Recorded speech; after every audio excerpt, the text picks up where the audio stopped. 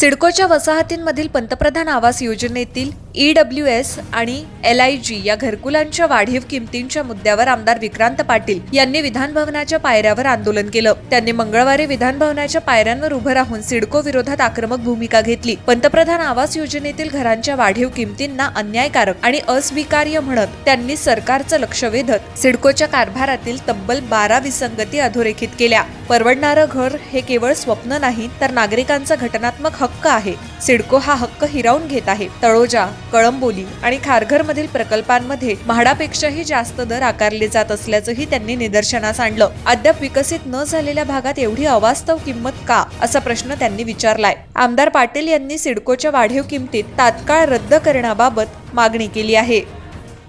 त्याचा निषेध करण्यासाठीचा आजचा हा माझा प्रयत्न आहे। गरिबांसाठीची जी घरं जी महाराष्ट्राचे लाडके मुख्यमंत्री देवाभाऊंच्या सरकारने गरिबांसाठीची घरं घोषित केली, त्यांना घरं मिळायला पाहिजेत ही सरकारची भूमिका आहे। पण सिडको अधिकाऱ्यांची मानसिकता इतकी सुलतानी आहे की त्यांनी त्या घरांच्या किमती इतक्या फुगवून ठेवल्या आहेत की ती घरं विकलीच जात नाहीत। बिल्डर धार्जिनं धोरण सिडकोचे अधिकारी घेत आहेत का, हा प्रश्न त्या ठिकाणी उपस्थित होतोय। आणि त्यामुळे या घरांच्या किमती कमी व्हायला पाहिजे, त्यासाठी मी सातत्याने पाठपुरावा करतोय। गेल्या अधिवेशनात सुद्धा हा विषय मी मांडला, त्यानंतर आताच्या अधिवेशनापर्यंत सातत्याने मी त्या विषयाचा पाठपुरावा करतोय। मी जेवढं खोलात गेलो एवढी कागदपत्र मला मिळाली की ज्या आधारे ही त्या किमती कमी असायला पाहिजे। आणि हे काय आहे, तर हे सिडकोच्याच माध्यमातून तयार झालेले कागदपत्र आहेत, त्यांचेच बोर्डाचे रिझोल्युशन आहेत की ज्या माध्यमातून त्यांनीच म्हटलेलं की आम्ही जागेची किंमत जी आहे ती घरांवरती लोड करणार नाही, पण घरांची किंमत आकारताना मात्र जागांच्या किमती त्यात पकडलेल्या आहेत आणि त्यामुळे किमती फुगलेल्या आहेत। या सगळ्या जागा अशा आहेत की ज्या रेल्वेचे फोरकोर्ट आहेत, बस टर्मिनल आहेत किंवा रेल्वेचे काही जागा आहेत की ह्याच्यावरती घरं बांधण्यात आली आहेत। आणि याच्या किमती ज्या आहेत याचे पैसे ऑलरेडी बिल्डरला जे टेंडर प्लॉट विकले जातात त्यातून सिडकोने वसूल केलेले आहेत। म्हणजे एकाच जागेच्या दोनदा किमती सिडको या गरिबांकडनं वसूल करते। या सगळ्या गोष्टीला माझा विरोध आहे आणि त्यामुळे घरांच्या किमती कमी व्हायला पाहिजेत ती भूमिका। घरांच्या किमती ह्या फुगवलेल्या आहेत, त्या कमीत कमी 30 ते 50% या रेशोमध्ये कमी होऊ शकतात। आणि ह्या सगळ्या गरिबांसाठीच्या घरांमध्ये छोटे छोटे विषय आहेत। म्हणजे 1.5 लाख लोकांनी ह्या लॉटरीला पसंती दाखवली, पण जेव्हा सिडकोने घरांच्या किमती जाहीर केल्या फक्त 19,000 लोक शिल्लक राहिली आणि त्यातले पण पैसे भरताना मात्र फक्त 10,000 लोकांनी भरले।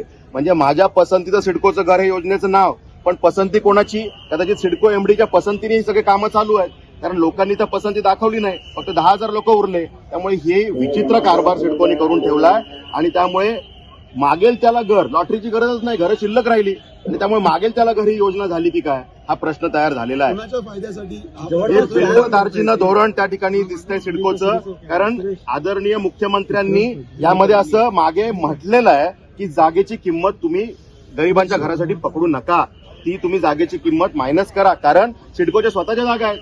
आणि सिडकोने ह्यात असे प्रकार केलेत की स्वतःच्याच पैशातून प्रोजेक्ट उभारले आणि प्रोजेक्ट उभारल्यावरती त्याचं व्याज त्या वर्किंग मध्ये त्यांनी पकडलंय। आता जनतेचे पैसे सिडको फक्त कस्टोडियन आहे आणि त्यांनी ते पैसे मात्र व्याजासकट त्या घरांच्या किमतीवरती लोड केलेले आहेत। हे प्रकार अत्यंत चुकीचे आहेत आणि त्यामुळे ह्या किमती कमीत कमी 30% ते 50% कमी व्हायला पाहिजे।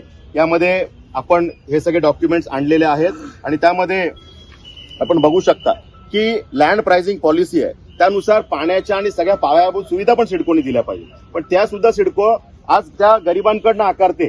आणि त्यामध्ये सिडकोने म्हटलेलं आहे की आम्ही पैसे 2 वर्ष घेणार नाही, मेंटेनन्स चार्जेस घेणार नाही, पण त्याचे पण पैसे LOI मध्ये त्यांनी टाकलेले आहेत। अशा प्रकारे हे सगळे विषय त्या ठिकाणी केलंय। पण सिडकोने DPR जे केंद्र सरकारला दिले, कारण ही PMI योजना आहे, PMAY, आणि त्याच्यामध्ये सिडकोने DPR मध्ये म्हटलंय की आम्ही ही घरं एवढ्या लाखाला देऊ, 20 लाखाला देऊ, 25 लाखाला देऊ, आणि त्याच्यावरती जर का काही किंमत वाढली तर ती किंमत आम्ही सिडको बेअर करेल, त्याचं सहन करेल असं लिहिलेलं आहे। पण त्यातही सिडकोने भूमिकेत बदल केली आणि त्या घरांच्या किमती फुगवलेल्या आहेत। हे सगळे विषय या ठिकाणी मी आणलेले आहेत। 4 ते 5 वेळा मीटिंग रद्द झालेली आहे त्या किमती संदर्भात।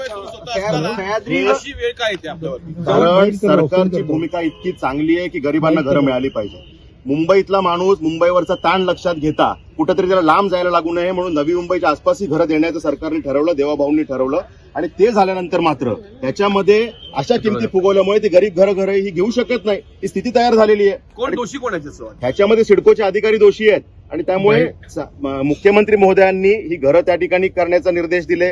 घरं आज तयार होत आहेत. अटल सेतू सारखी कनेक्टिव्हिटी दिली. आज एअरपोर्टचं उद्घाटन झालंय. त्या ठिकाणी नैनासारखे प्रोजेक्ट येतात. या भागाचा विकास होतोय आणि या ठिकाणी जेव्हा ह्या लोकांना यायची वेळ येते राहण्यासाठी तेव्हा मात्र या घरांच्या किमती फुगवल्या जातात. तर गरिबांसाठीची घरं आणि किंमत किती 60 लाख 70 लाख 80 लाख प्रायव्हेट बिल्डरची घरं 10 लाखांनी 5 लाखांनी स्वस्त आहेत आणि या ठिकाणी सिडकोच्या घरांच्या किमती मात्र यांनी फुगवल्या आहेत. त्यामुळे ह्या किमती कमी व्हायला पाहिजेत हे त्या ठिकाणी आहे. तुम्ही भेट कुणाची घेणार आहात आता? हे पुरावे कुणाकडे देणार आहात? हे नगर विकास मंत्री तथा उपमुख्यमंत्री एकनाथ शिंदे साहेबांना मी हे सगळे डॉक्युमेंट देणार आहे. कारण ह्याच्यामध्ये सिडको गुमराह करते.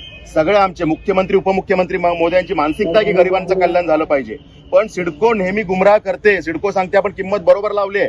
सिडकोनी घरांच्या किमती उगाचच फुगवल्यात की सिडकोनीच म्हटलंय की किमती कशा कमी होऊ शकतात. हे जर का फक्त त्यांचेच कागदपत्र त्यांनी फॉलो केले, त्यांचेच बोर्ड रिझोल्युशन त्यांनी फॉलो केले तरी सुद्धा घरांच्या किमती 50% कमी होऊ शकतात. कारण उगाचच किमती फुगवल्या गेल्या आहेत. त्यामुळे हे त्या ठिकाणी केलं पाहिजे.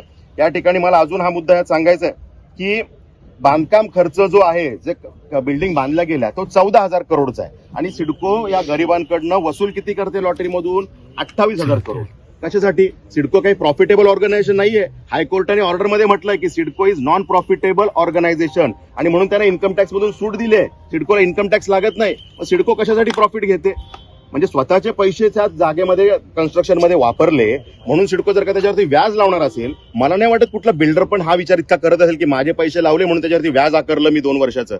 हे सगळं मुजोरी मानसिकता आहे आणि अशा पद्धतीने सिडकोनी या सगळ्या छुप्या चार्जेस लावलेले आहेत. जवळपास 4 ते 5 वेळा किमती संदर्भात सह्याद्रीवरती बैठका लावलेल्या होत्या, त्या रद्द झालेल्या आहेत. अजून 5 वेळा दुर्दैव आहे, 5 वेळा बैठका ह्यातल्या पोस्टपोन झाल्या आणि त्यामुळे मी आता डीसीएम साहेबांकडे त्यासाठीच जाणार आहे की ह्या बैठकीतलं हे वास्तव जे आहे हे वास्तव आपण समजून घेतलं पाहिजे. तर आपल्याला या किमती कमी करणं सोपं होऊन जाईल.